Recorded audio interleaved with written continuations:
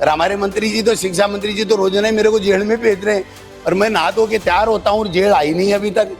कांग्रेस के प्रदेश अध्यक्ष और पूर्व शिक्षा मंत्री गोविंद सिंह डोटासरा ने ये बात कही थी 3 फरवरी को विधानसभा के पटल पर। अब डोटासरा के इस बयान के बाद शिक्षा मंत्री मदन दिलावर का भी एक बयान सामने आया है, जिसमें वो फिर वही बात दोहरा रहे हैं। और ज्यादा दिन दूर नहीं है कि पता नहीं वो कहीं ऐसा नहीं होगा जेल की शिक्षा के अंदर।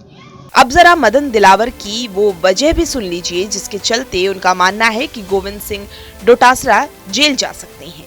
2000 करोड़ के घोटाले की मिड डे मील की जांच चल रही, उसमें कई उनके गुरके सामने आ रहे हैं, कई वो भी लपेटे में आ सकते हैं। पहले पेपर लीक के मामले, फिर घोटाले, बीजेपी के नेता, मंत्री, मुख्यमंत्री सभी आए दिन कांग्रेस के नेताओं या फिर कहें पूर्व सरकार के मंत्रियों को जेल भेजने का दावा करते दिख जाते हैं। यहाँ तक कि 2023 विधानसभा चुनाव में प्रचार के वक्त तो बीजेपी के बड़े बड़े नेता अपने चुनावी प्रचार प्रसार में पेपर लीक मामले को लेकर आधी कांग्रेस को जेल भेजने का बयान देते थे, लेकिन सत्ता में 2 साल से ज्यादा हो जाने के बाद भी कांग्रेस के कितने नेता जेल गए हैं, ये सवाल खड़ा किया जा सकता है। अब यहाँ एक तस्वीर और निकल कर आती है, लेकिन उस तस्वीर से पहले खुद मंत्री मदन दिलावर से ही सुन लीजिए कि वो डोटासरा को लेकर क्या कह रहे हैं। डोटासरा मेरे मित्र हैं, बहुत अच्छे मित्र हैं। कंफ्यूज मत होइए, एक बार फिर सुन लीजिए। डोटासरा मेरे मित्र हैं, बहुत अच्छे मित्र हैं।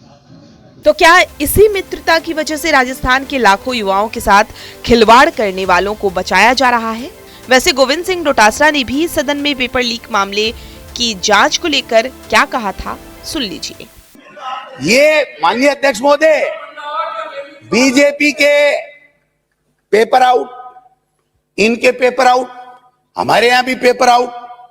12 साल की सीबीआई जांच करा लो, अगर आप में हिम्मत है तो आपकी सरकार गिर जाएगी।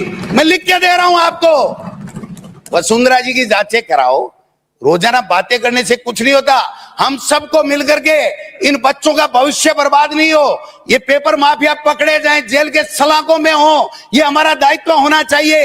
एक दूसरे पे भाले फेंक रहे हैं, घोड़े फेंक रहे हैं, एक दूसरे पे आरोप लगा रहे हैं, पता नहीं क्या क्या कर रहे हैं। और हमारे मंत्री जी तो, शिक्षा मंत्री जी तो रोजाना ही मेरे को जेल में भेज रहे हैं और मैं नहा धो के तैयार होता हूँ और जेल आई नहीं अभी तक। तो क्या अब कांग्रेस की सरकार हो या बीजेपी की सरकार, दोनों ही सरकारें जानती हैं कि अगर जांचें हुई तो सवालों के घेरे में उनके भी कई नेता आ जाएंगे।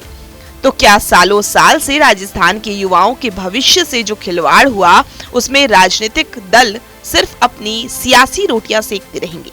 सरकार किसी भी दल की आए, वो अपनी विरोधी पार्टी की सरकार के समय के घोटाले के आरोपों की जांच वाली बात सिर्फ चुनावी मंच और जनता को खुश करने के लिए ही करती रहेगी।